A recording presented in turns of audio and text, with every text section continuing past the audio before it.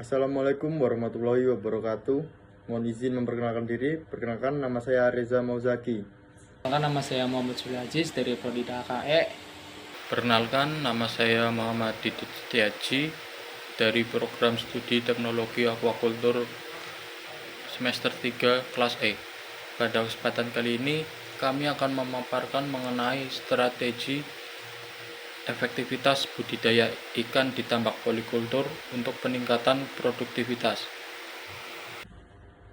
Pendahuluan. Budidaya ikan dengan sistem polikultur adalah metode yang efektif untuk meningkatkan produktivitas tambak. Dalam sistem ini, berbagai jenis ikan dibudidayakan secara bersamaan di satu tambak, menciptakan ekosistem seimbang yang memungkinkan pemanfaatan sumber daya secara optimal. Pendekatan ini membantu mencapai keseimbangan alamiah dalam tambak dan meminimalkan penggunaan pakan buatan atau suplemen tambahan, sehingga lebih berkelanjutan secara ekonomi dan ramah lingkungan. Peran mikroorganisme dalam tambak polikultur.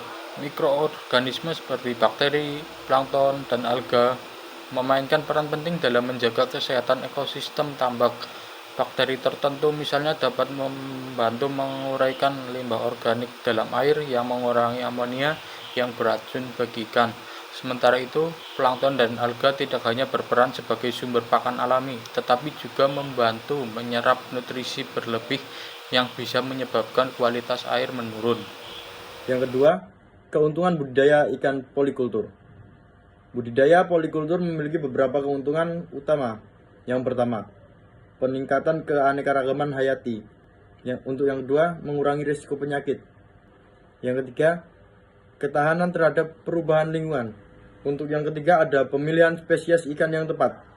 Pemilihan spesies sangat penting dalam budidaya polikultur karena kombinasi ikan yang tepat dapat meningkatkan efisiensi tambak. Beberapa pertimbangan dalam memilih spesies adalah: yang pertama, kombinasi antara ikan herbivora dan karnivora. Yang kedua, jenis yang saling melengkapi. Pilih spesies yang memiliki peran saling melengkapi dalam ekosistem tambak, misalnya ikan yang hidup di dasar dan permukaan untuk memanfaatkan seluruh ruang tambak secara optimal. Pola pengelolaan pakan dalam polikultur. Pakan adalah salah satu komponen terbesar dalam biaya operasional budidaya ikan dalam tambak polikultur. Penting untuk menerapkan pola pemberian pakan yang efisien seperti pemberian pakan berjenjang, yaitu menyediakan pakan sesuai dengan kebutuhan spesifik tiap spesies dan ukuran ikan, dapat menghindari pemborosan dan meminimalkan limbah.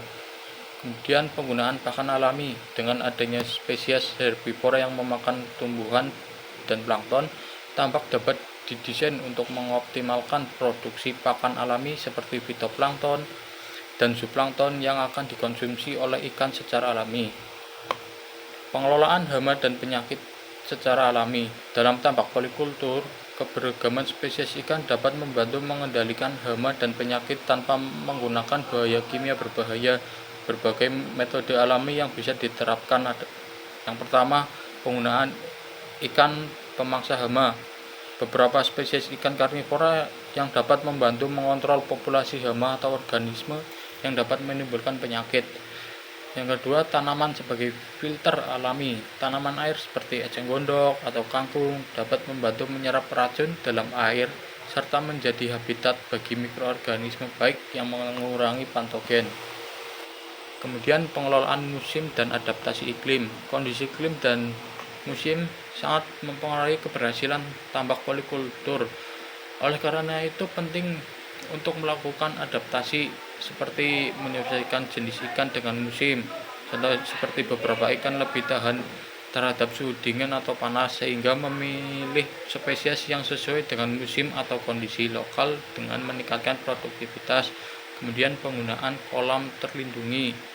Penggunaan penutup tambak atau kolam terlindungi dapat membantu menstabilkan suhu air dan melindungi ikan dari perubahan iklim yang ekstrim. Selanjutnya itu yang keempat, manajemen kualitas air.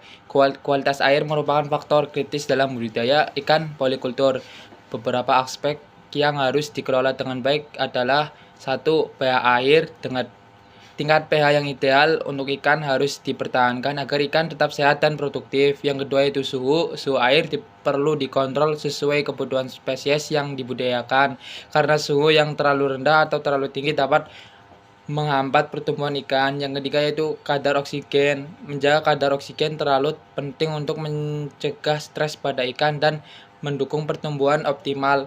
Yang keempat yaitu dengan mengelola limbah dari ikan atau pakan, kualitas air dapat tetap stabil dan aman bagi kesehatan ikan. Selanjutnya yaitu penerapan teknologi dalam budidaya ikan. Teknologi modern memainkan peran penting dalam meningkatkan efisiensi dan produktivitas budidaya ikan polikultur seperti 1.